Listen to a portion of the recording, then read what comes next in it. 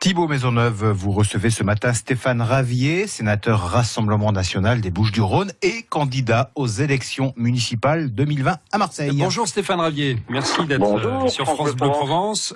Une charte du logement, Stéphane Ravier, sera présentée ce matin au conseil municipal à Marseille, 7 mois après l'effondrement des immeubles rue d'Aubagne. Il a été très difficile de mettre tout le monde d'accord, la préfecture, la mairie, les collectifs qui manifesteront d'ailleurs dans quelques minutes devant le conseil municipal. Mais il semblerait qu'un consensus malgré tout ait été trouvé.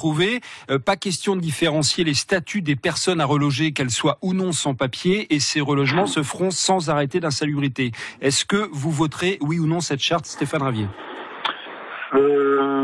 Écoutez, ça m'étonnerait.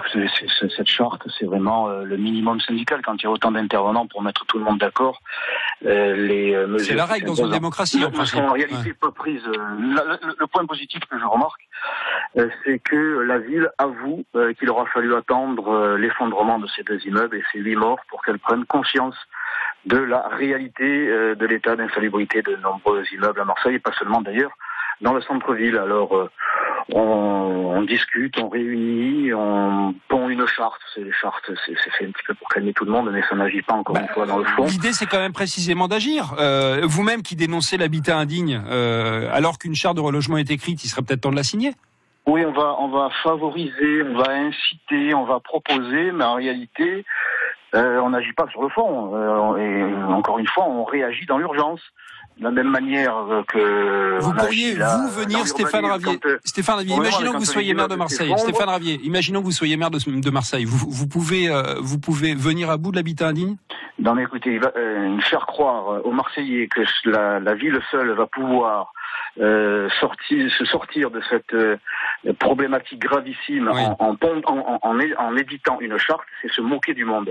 Il va bien falloir que tous, la ville, le département devenu métropole, pourquoi pas la région d'une certaine manière, et l'État sortent les oursins des poches. Et c'est précisément ce qui est en train de se faire avec cette charte, Stéphane Ravier. C'est-à-dire, si vous me posez des questions et que vous ne me laissez pas répondre, ça va être compliqué pour vous. Je peux aussi vous poser des questions. Donc je vous dis que la ville de Marseille, qui est endettée à hauteur de 1,6 milliard d'euros, oui, ne pourra pas répondre à ce besoin urgent, comme elle n'a pas répondu aux écoles, comme elle ne répond pas à l'insécurité. Elle réagit à chaque fois que quelque chose lui tombe sur la tête. Le plafond des écoles, l'insécurité, le trafic de drogue. Et sur le fond, eh bien, on essaie de s'asseoir sur la cocotte minute en éditant ou en proposant des chartes, parce qu'on n'a pas les moyens d'y répondre. Alors, ces moyens, il faut les trouver. La ville seule ne le pourra pas. Oui. Il faut que l'État cesse de nous mettre au régime, au pain sec et à l'eau, et qu'il accorde à Marseille les moyens dont elle a besoin pour se développer, et avant de se développer, d'assurer la sécurité dans ces immeubles. Vous êtes sénateur, Stéphane Ravier. Qu'est-ce que vous avez fait contre l'habitat indigne en tant que sénateur ? Mes chers monsieur, moi je suis 348e au Sénat. D'autres ont agi. De la même manière, Bruno Gilles qui est candidat a agi. Une poignée d'élus au conseil municipal. Ce sont mes adversaires qui sont au pouvoir depuis toujours. Ouais. C'est le couple Gaudin-Vassal qui dirige à la fois cette ville, le département, la région, la métropole, et pendant 12 ans, ils ont été à la tête de l'Élysée. Ce sont eux qui ont tous les moyens et qui ont encore tous les moyens. Pourquoi voulez-vous me faire porter la responsabilité d'une politique ? Non, mais vous êtes un élu de la République, vous êtes sénateur. Bruno Gilles, qui est candidat, Stéphane Ravier, Bruno Gilles, que vous connaissez bien, qui est candidat au municipal à Marseille, a agi contre l'habitat indigne. Oui, non, il n'a pas agi, il a réagi, encore une fois, à tel point que lorsqu'il a présenté son projet de loi il y a quelques mois, il a été retoqué parce que, en réalité, proposé dans l'urgence, il n'y avait rien sur le fond, il fallait absolument communiquer. Alors ça a été retoqué, mais à Bruno Gilles, je regrette, cela fait 25 ans qu'il fait partie de l'équipe Gaudin, comme Madame Vassal. Alors précisément, fait partie depuis 17 ans. Précisément, Stéphane Ravier. Aujourd'hui, d'essayer de faire table rase du passé, de leurs responsabilités. On a bien compris le message. Stéphane Ravier. Désormais la recette miracle. Martine Vassal veut rassembler la droite, le centre et la République en marche pour contrer les extrêmes et notamment le Rassemblement national. Et vous, ça vous vise assez directement. Comment vous l'avez pris ? Oui, Madame Vassal veut contrer le Rassemblement national. Elle ne veut pas contrer l'insécurité, elle ne veut pas contrer le trafic de drogue, elle ne veut pas contrer la surfiscalité. Elle est dans ce vieux schéma, de ce vieux monde politique qui consiste encore aujourd'hui à essayer de trouver des combines entre partis politiques, entre boutiques. Elle veut aujourd'hui... Donc c'est une mauvaise stratégie. Ah ben écoutez, elle est responsable du bilan de Gaudin et en plus, elle veut être responsable du bilan de Macron, parce que c'est à Macron qu'elle tend la main. Moi, je tends la main aux Marseillais. Justement, c'est quoi votre stratégie pour les municipales à Marseille, Stéphane Ravier? Vous êtes candidat, vous êtes bien installé dans le 7e secteur. Vous espérez conquérir d'autres secteurs, j'imagine?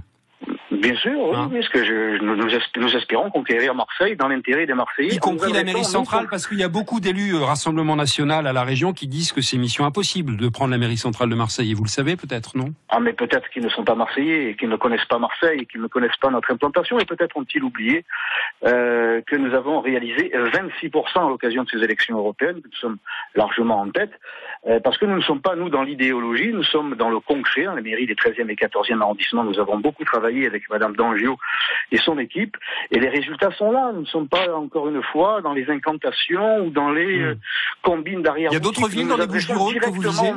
Il y a d'autres villes dans les Bouches-du-Rhône que vous visez? Tarascon, Istres, Vitrolles?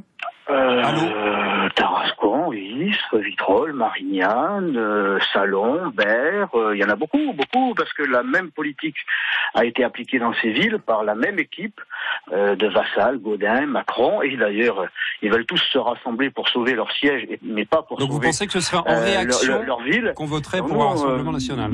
Nous tendons la main aux habitants pour mettre en place une alternative.